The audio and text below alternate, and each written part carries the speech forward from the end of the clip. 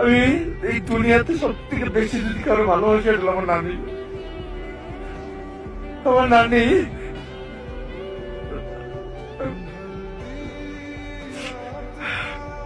আমি সবসময় আল্লাহর কাছে প্রে করি যে আমি আল্লাহ তুমি আমারে আমার নানির থেকে একদিন আগে এই দুনিয়া থেকে নিয়ে যাও, কারণ মায়েরটা সহ্য করে নেব কিন্তু নানিটা পারবো না। আমার নানি আমার লেগে যা করছে এটা বইলে বোঝানোর মতো না। আমি কোন সময় তাকে কোনো ভালো সন্তান হইতে পারি না। আমি আল্লাহর কাছে সবসময় প্রে করি, আল্লাহ তুমি অতদিন আমারে